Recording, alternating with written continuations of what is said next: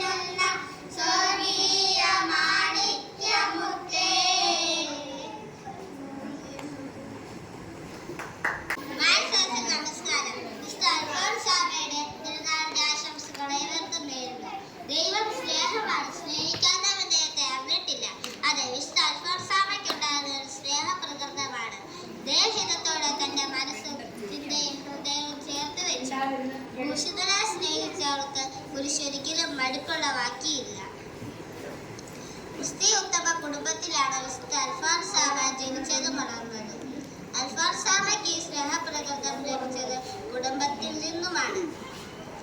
ഈശോയ്ക്ക് വേണ്ടി ചെറുതായി തീർന്നവളെ ഈശോ ലോകത്തിന്റെ അതിർത്തികൾ വരെ. വിശുദ്ധ അൽഫോൻസാമയുടെ ചർമ്മപ്രസംഗത്തിൽ റോമുലോസ് അച്ഛൻ പറഞ്ഞതുപോലെ ദൈവം തിരുമനസ്സാകുന്നെങ്കിൽ ഈ കബറിടം സന്ദർശിക്കാനെത്തുന്നത് മെത്രാന്മാരുമല്ല കർദിനാൾമാര് വരെ എന്ന്. ആ വാക്കുകൾ അന്വർത്ഥമായി. ഭരണജ്ഞാന ഫാദർ ലിസിയായി തീർന്നു. ലക്ഷക്കണക്കിന് തീർത്ഥാടകരാൽ നിറഞ്ഞു.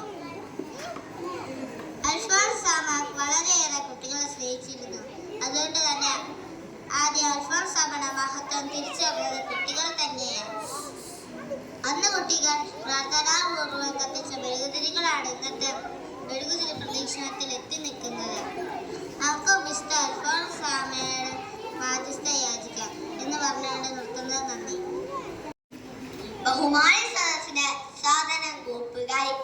വിശുശില്പിയായ മൈക്കലാഞ്ചലോ ഒരിക്കൽ പറഞ്ഞു, കല്ലിൽ ഞാനൊരു ദേവതയെ കണ്ടു. അത് പുറത്തു വരുവോളം ഞാനതിനെ കൊത്തിക്കൊണ്ടേയിരിക്കുമെന്ന്. അതെ, വിശുശില്പിയായ സർവശക്തനായ ദൈവം വർഷങ്ങൾക്ക് മുൻപ് കുടമാവൂരിന് കൊച്ചുഗ്രാമത്തിൽ തിരിച്ച ഒരു പെൺകുഞ്ഞിന്റെ മുഖത്ത് നോക്കി ഇങ്ങനെ പറഞ്ഞു, ഇവളിൽ ഞാനൊരു വിശുദ്ധയെ കാണുന്നു. അത് പുറത്തു വരുവോളം ഞാനതിനെ കൊത്തിക്കൊണ്ടേയിരിക്കുമെന്ന്. പറഞ്ഞു വരുന്നത് നമ്മുടെ എല്ലാം സന്തോഷമായ അഭിമാനമായ പാഠസഭയുടെ തന്നെ വലിയ വിശുദ്ധയായ അൽഫോൻസാമയെ കുറിച്ചാണ്. വിശുദ്ധമായ കുടമാവൂർ ഗ്രാമത്തിൽ മുട്ടത്ത് വാർത്ത കുടുംബത്തിൽ ജനിച്ച് കുട്ടിച്ചിറയിലെ മുടിക്കൽ ഭവനത്തിൽ വളർന്ന് ഭരണജ്ഞാനത്തെ ക്ലാരമഠത്തിലേക്ക് പറിച്ചു നടപ്പെട്ട ഒരു ചെറിയ ചെടി.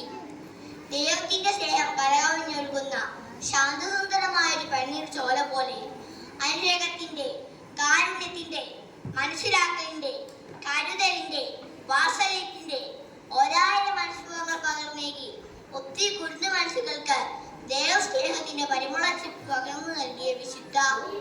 ക്രിസ്തുവിനോടൊപ്പം ക്രിസ്തുവിന്റെ വഴിയെ നടന്നവൾ. സഹനമെന്ന താക്കോൽ കൊണ്ട് ഈശോയുടെ ഹൃദയം തീർന്നവൾ. കേവലം 36 വർഷം മാത്രം ജീവിച്ച് പരിധിയില്ലാത്ത ദൈവസ്നേഹവും പരാതിയില്ലാത്ത സഹനങ്ങളും കൈമുതലായുള്ള ഈ അമ്മയെ വിശുദ്ധിയുടെ സോപാനത്തിലേക്ക് അയച്ചത് ദൈവത്തോടുള്ള ഊഷ്മളമായ സ്നേഹം തന്നെയായിരുന്നു. പ്രിയ കൂട്ടുകാരെ, അൽഫോൻസാമയെ പോലെ നമ്മുടെ മനസ്സും ശരീരവും വിശുദ്ധിയിലെ സ്നേഹത്തിൽ കാത്തു സൂക്ഷിക്കാം. നന്ദി, നമസ്കാരം. ജയ് ക്രൈസ്റ്റ്.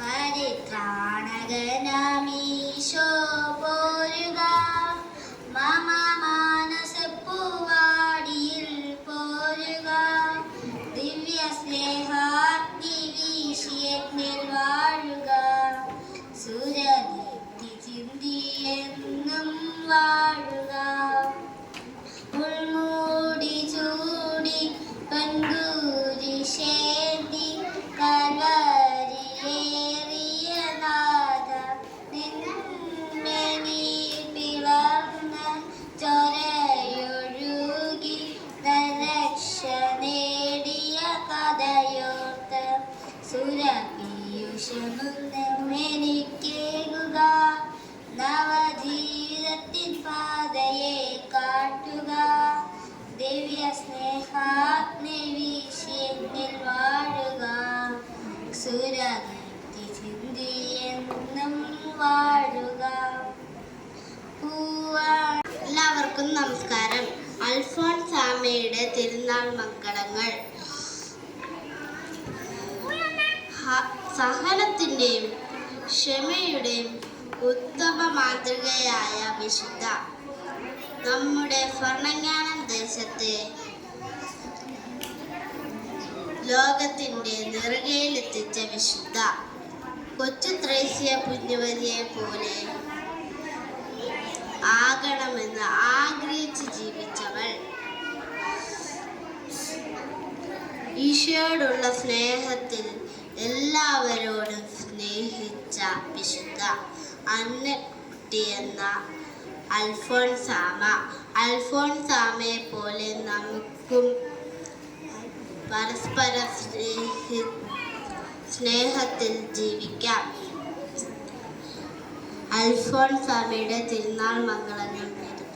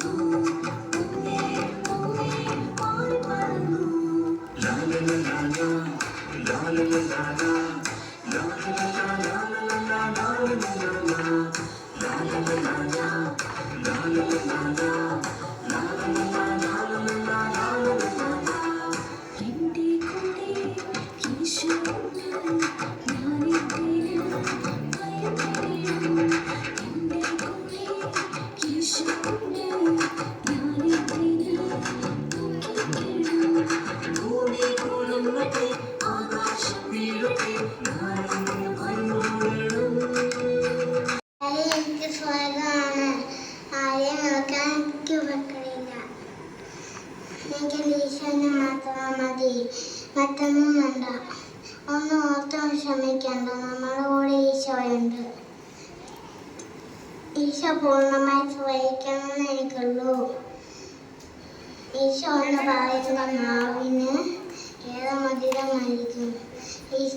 ദേവസ്വർഗം ഉണ്ടെങ്കിൽ പരസ്വർഗമുണ്ട്. ആരുമറിയാതെ നോമ്പ് നോക്കുക, അത് മനസ്സിന് ശക്തി പകരും. എനിക്കുള്ളത് ഒരു സ്നേഹപ്രകൃതമാണ്. എൻ്റെ ഹൃദയം മുഴുവനും സ്നേഹമാണെന്ന് തോന്നുന്നു. എനിക്ക് എല്ലാവരോടും ഇഷ്ടമാണ്. ആരെയും ഒരിക്കലും വെറുക്കാൻ കഴിയുകയില്ല. എൻ്റെ കർത്താവിനെ പൂർണ്ണമായി സ്വീകരിക്കുക എന്ന ഒറ്റ ആഗ്രഹമേ എനിക്കുള്ളൂ. ആഗ്രഹത്തിന് വിരുദ്ധമായി വരുന്നതെല്ലാം നന്നായി സഹിച്ച് കർത്താവിന് കാഴ്ചവെക്കണം. ദൈവസ്നേഹമുണ്ടെങ്കിൽ പരസ്നേഹമുണ്ട്. പൂവിലെ പൂമ്പൊടി എന്ന പോലെ ഒന്നും ഓർത്ത് എപ്പോഴും ദുഃഖിക്കേണ്ടതില്ല. കർത്താവ് എപ്പോഴും നമ്മോട് കൂടെ ഉണ്ട്. എന്റെ കർത്താവ് കുരിശിലല്ലേ മരിച്ചത്? ഞാനും സഹനങ്ങളുടെ കുരിശിൽ മരിക്കും. ഒരു തീജാലയിൽ കിടന്നു പുളയുന്ന കീടത്തിന് തുല്യമാണ് എന്റെ അവസ്ഥ. കർത്താവ് എന്റെ മനസ്സിൽ ഇരുന്ന് എന്നെ ദുഃഖിപ്പിക്കുന്നതെന്ന ആശ്വാസം എനിക്കുണ്ട്. സ്തുതിയായിരിക്കട്ടെ. ഈശോ എന്ന തിരുനാമം ഉച്ചരിക്കുന്നത് എന്റെ നാവിലേറെ മധുരമാണ്. പുഞ്ചിരിയുടെ തിരുവട്ടമാണ്. സങ്കടപ്പെടുന്നവരുടെ മുഖത്ത് നോക്കി കരുണയോടെ ഞാൻ പുഞ്ചിരിക്കും. ലഭിക്കുന്നതിനേക്കാൾ കൊടുക്കുന്നതാണ് എനിക്ക് സന്തോഷം. ആരും പറയാതെ നോയമ്പ് നോക്കുക, അത് മനസ്സിന് ശക്തി പകരും. ദൈവസ്നേഹമുണ്ടെങ്കിൽ പരസ്നേഹമുണ്ട്. പൂവും പൂമ്പൊടിയും പോലെ. നോമ്പെടുക്കുന്നത് മനസ്സിന് ശക്തി പ്രവഹിക്കും.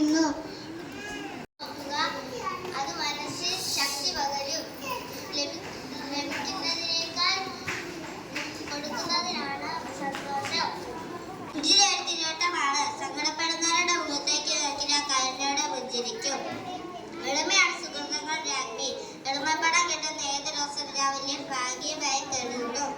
ഈശോ എന്ന തിരുനാമം ഉച്ചരിക്കുന്നത് എന്റെ നാവിനേറെ മധുരമാണ്. ദൈവസ്നേഹമുണ്ടെങ്കിൽ പരസ്നേഹമുണ്ട്. പൂവും പൂമ്പൊടി എന്ന പോലെ കൊടുക്കുന്നതിലാണ് സന്തോഷം, ലഭിക്കുന്നതിലല്ല. സുഗന്ധങ്ങളുടെ പരിമള ചെപ്പ് നമുക്ക് അടച്ചു സൂക്ഷിക്കാം. എല്ലാം ഈശോ മാത്രം അറിഞ്ഞാൽ മതി. ഒന്നും ഓർത്ത് ദുഃഖിക്കേണ്ടതില്ല. കർത്താവ് എപ്പോഴും നമ്മോട് കൂടെ ഉണ്ട്. എനിക്ക് എന്റെ ഈശോയെ മാത്രം മതി, വേറൊന്നും എനിക്ക് വേണ്ട.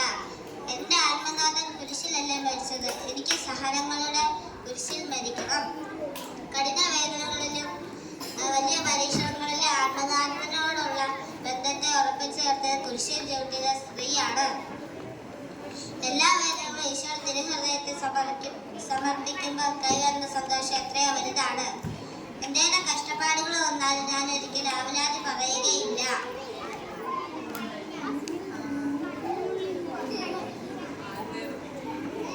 ആരറിയാൻ നോക്ക് നോക്കുക, അത് മനസ്സിന് ശക്തി പകരും.